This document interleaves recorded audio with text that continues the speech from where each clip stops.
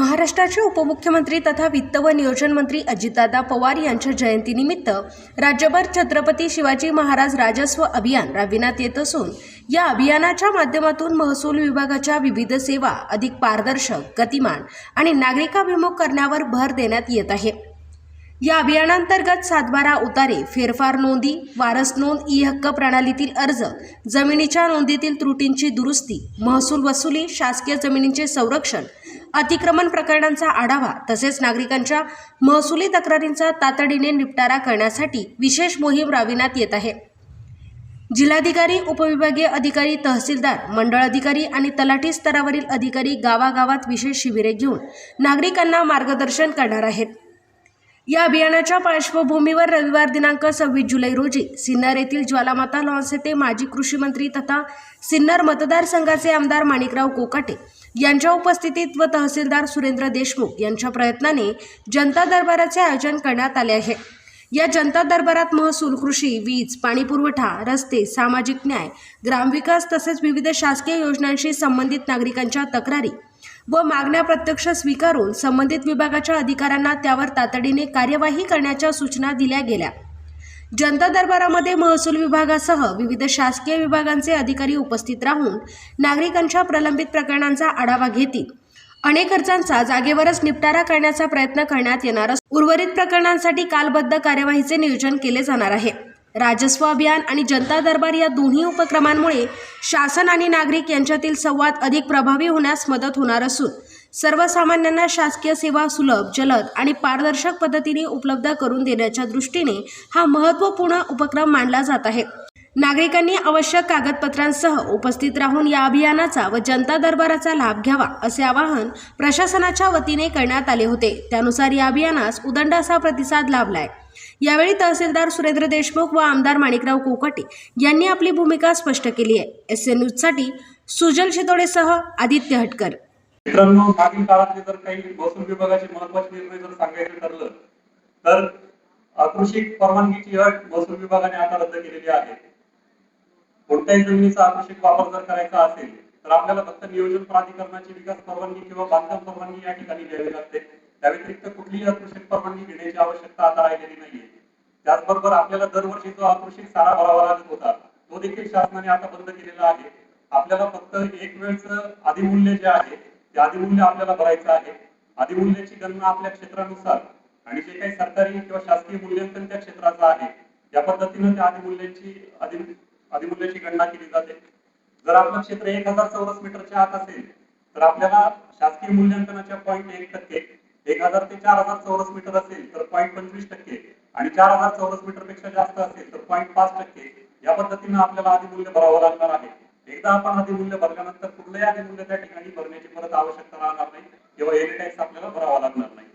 त्यानंतर दुसरा महत्त्वाचा शासन निर्णय म्हणजे शासकीय जमीन किंवा गायरान जमिनीवर जे काही निवासी स्वरूपाचे अतिक्रमण झालेले आहेत आणि जे अतिक्रमण 2018 पूर्वीचे आहेत हे सर्व अतिक्रमण नियमानुकूल करण्याचा निर्णय शासनाने घेतलेला आहे। याच्यासाठी मर्यादा जी आहे ती 500 चौरस फुटापर्यंतचं जे निवासी अतिक्रमण असेल हे मोफत नियमानुकूल केलं जाणार आहे।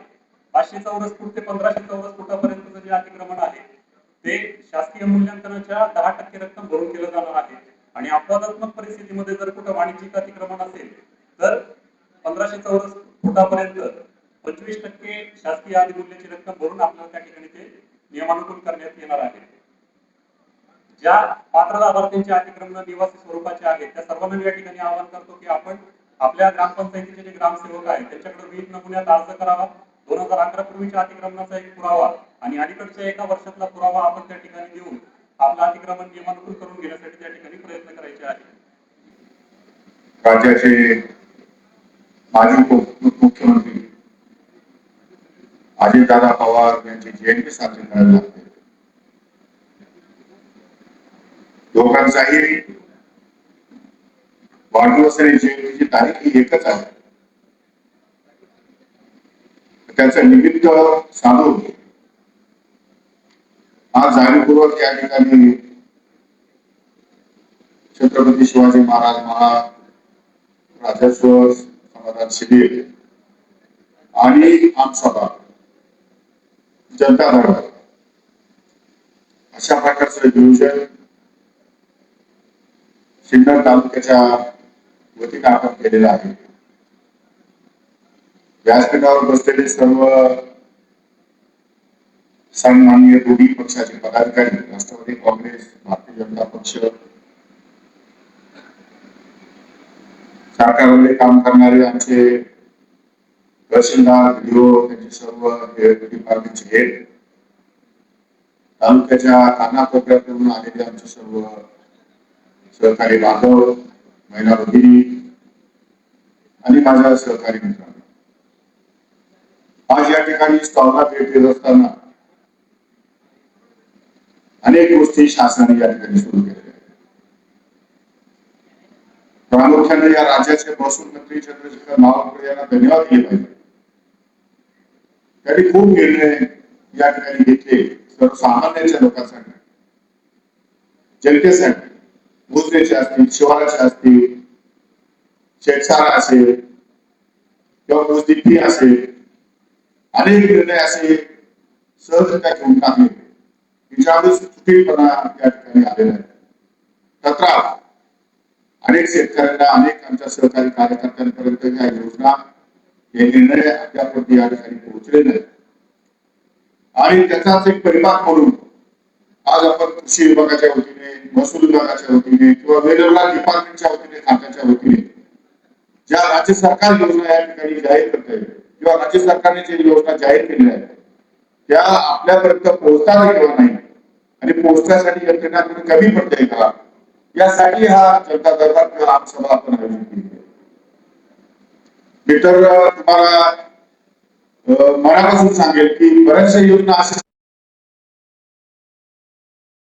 साहजिक नाही, परंतु त्याला काहीतरी पब्लिसिटी करणं, या अभियानाच्या माध्यमातून लोकांपर्यंत पोहोचणं आणि जास्तीत जास्त लोकांना सुविधा उपलब्ध करून देणं, हा हेतू या पाठीमागचा आहे. हा आपण समजून घेतला तर फार बरोबर.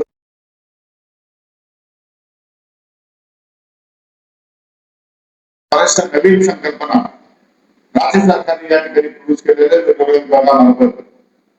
त्यामुळे काही ठिकाणी अडचणी आहेत, काही ठिकाणी आडकाठी आहेत, परंतु त्यातूनही मार्ग काढण्याचं काम सरकारी अधिकारी करत असतात, पंचायत समितीचे अधिकारी करतात, काही ठिकाणी स्टाफ कमी आहे, काही ठिकाणी बसेस कमी आहे, काही ठिकाणी बऱ्याच गोष्टी कमतरता असूनही आपल्याला यामध्ये टार्गेट या ठिकाणी पोहोचवायचं आहे. 100% जायचंय, 95% 90% पोहोचायचंय. कारण मी बऱ्याच ठिकाणी, बऱ्याच स्टॉलवर या ठिकाणी माहिती घेतली तर काही ठिकाणी आपण 60% आहोत, काही ठिकाणी 88-80% गेलो, काही ठिकाणी आपण 90% गेलो. त्यामुळे ही टक्केवारी आपली वाढली पाहिजे आणि तालुक्यातल्या सर्वसामान्य जनतेला या सर्व सुविधा या ठिकाणी उपलब्ध करून दिल्या पाहिजे, ज्या शासनाने या ठिकाणी घोषणा केलेल्या आहेत. शासन वारंवार या ठिकाणी घोषणा करत असताना मुद्द्यावर आपल्यापर्यंत पोहोचला नाही तर त्यामध्ये जरा फार मोठ्या प्रमाणाची गैरसमज निर्माण होण्याची शक्यता नाकारता येत नाही. आपण जर विचार केला तर इतक्या योजना या ठिकाणी कृषी विभागाच्या वतीने कृषी मंत्री असताना घेतलेल्या आहेत, निर्णय घेतलेले आहेत, ते मला सुद्धा आठवत नाही.